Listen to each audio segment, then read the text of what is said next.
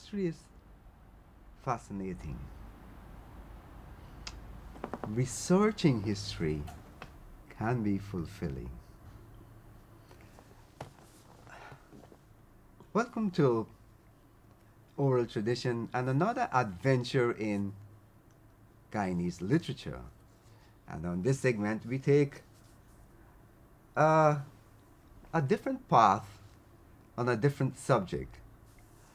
Let's welcome the winner of the Guyana Prize in the nonfiction category for a manuscript named So it's called The Few Among the Many: Women's Labor in British Guiana Jails 1830 between 1838 to and 1917. two lovely timeline. We'll talk about the timeline just now.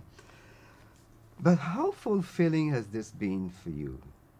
Your work in history. Um, Absolutely fulfilling. I mean, I entered into history quite by accident, quite late, and my only regret is that I didn't start earlier. And there's always a time. Right, right, because I mean, I didn't do history, and people are always surprised because I didn't do history in high school. All right, I was a business student. I was in the business stream, doing all those things, excited about a career in banking and that sort of thing. And so, like, even now when I see friends from high school and they're like, "What are you doing now, Estherine?" and I'm, "Oh, I teach history." And they're like, "You teach history? Like, what happened? This is kind of a disconnect from Yeah. what you were doing. So how did you end up here?" And I kind of credit that to a wonderful Guyanese historian, a woman by the name of Nibart Haynes. I think she was a Guyana scholar at one time. But when I got to CPC, because I started out teaching and I ended at CPC, and I remember I opted to do social studies as my major because I thought, this is easy stuff, social studies, nothing to worry about. But not realizing that pursuing social studies meant you had to also do courses in history and geography. And I distinctly remember that first history class, and she was Yeah. talking about, Europe in the late 15th century. And she was just literally standing in front of this class, and she was talking. And we thought, the class, oh, she was just talking.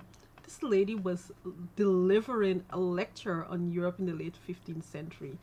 No notes, no. And All in those for days, hand. we didn't Just have PowerPoint and these kinds of things. And she was just there, and I was fascinating. blown away. I was completely. She was so. I mean, she captured my She had attention, everything at her and she fingertip. held it exactly, and that to me was so fascinating. And I thought at that time, this is something that I can see myself perhaps down the line doing. This is something that I would want to do. But then the subject area itself was, I mean, we didn't really think about those things at the time. You didn't venture into those kinds of areas, and that too, caused me to become curious. And there, my love for history and things historical, I can say it was born. Yeah. Now, let's go back a bit before. Let's start at this point here of the Guyana Prize. Sure. Right. The moment. Well, I think the nomination, the shortlist, and then the prize. Let's go back there. How did I end up there? Yeah.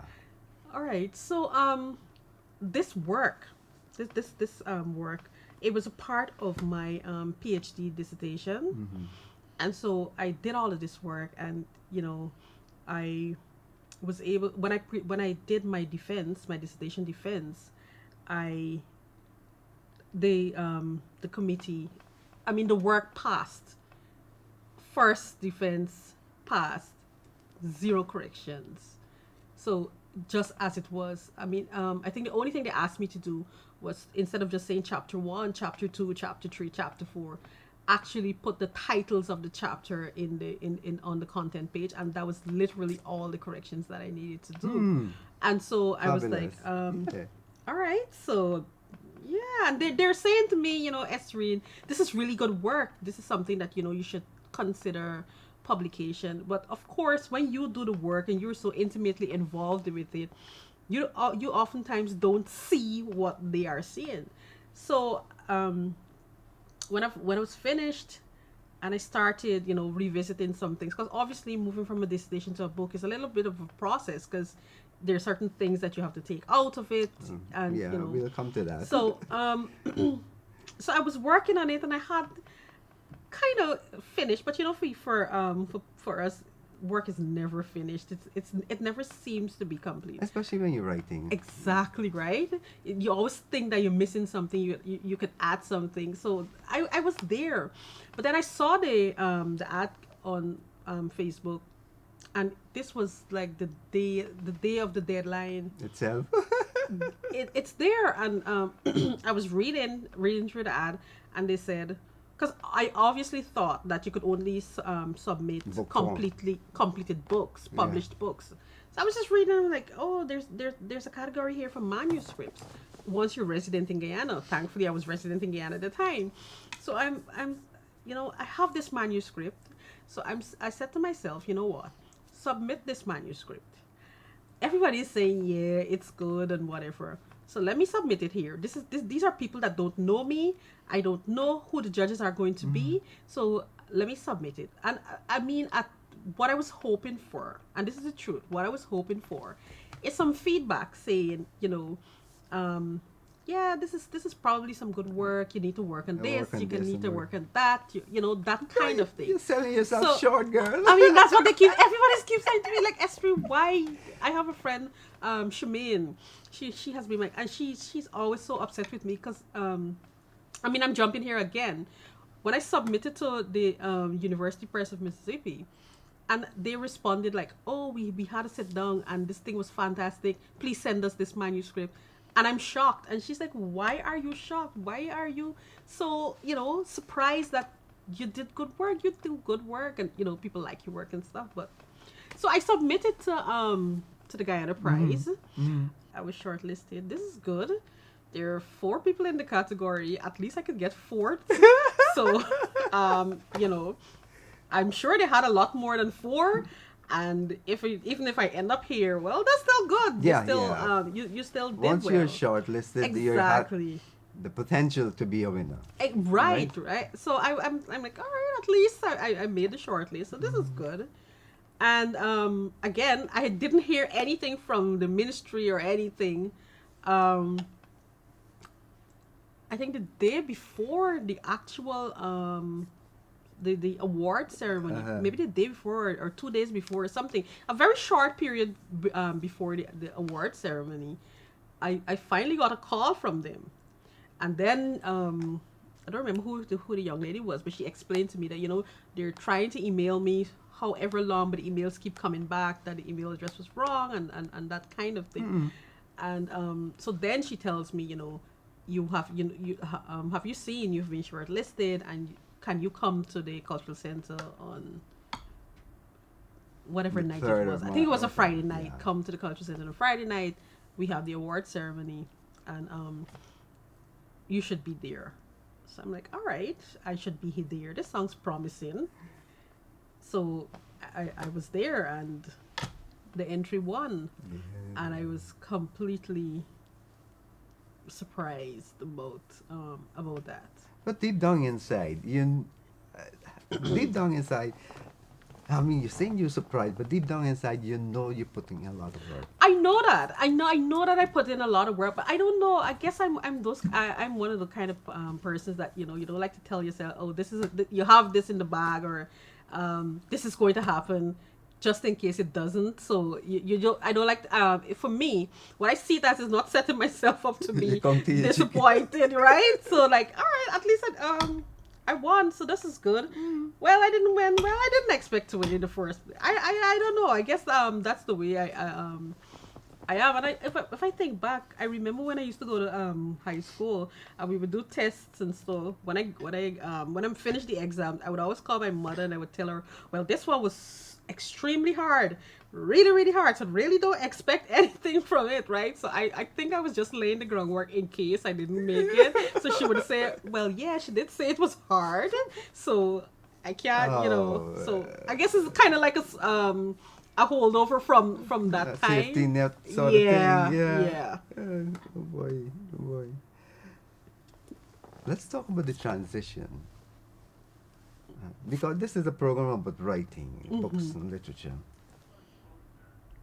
This is a dissertation, which are hard facts, Right. supporting, data, Mm-hmm. your thesis, the, your mood, and everything else, and you're supporting it. Now, how did you go about transforming the transition from this hard to something that is readable And more palatable and for more a general palatable? audience. Right. I think that was a little too. If I should be honest, that was a little bit difficult for me making this transition because for how many for years, your focus was on creating this something more for like an academic audience, and now you have to consider um, the ordinary lay audience that will want to partake of your work. um, so they um,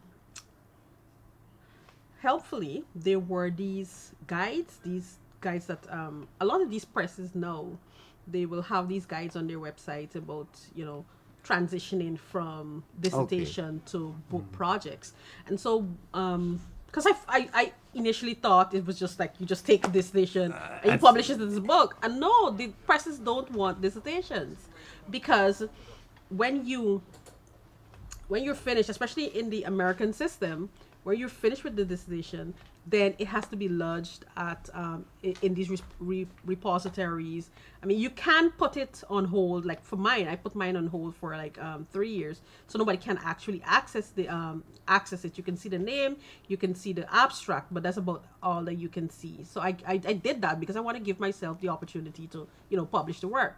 But after 3 years, it's going to become available to searches and to libraries. And so libraries don't want to buy books that are dissertations because you have like literally have access to the dissertation. And so that was the first thing that I had to understand, that it's different. You have to It's transition. different, definitely. Yeah, a Right. different audience, Right.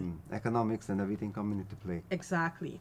So a big part of the transition, because when you're doing the dissertation, you have like an entire chapter, which is a history. Well, for us as history majors and historians, we do historiographies. For other subject areas, I think they do like literature reviews and that kind of Yes, thing. yes, But yes. we do a historiography, which is like literally a history of the history that you were writing. So it's a history of history.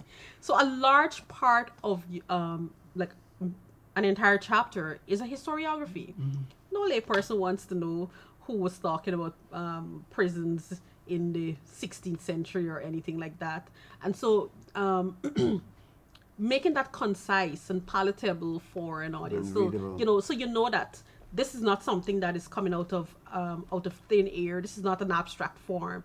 It fits into a larger body of work, and this is the contribution that it's going to make. So bringing that down, making that concise, summarizing that historiography, that was because you literally had to take all of this out.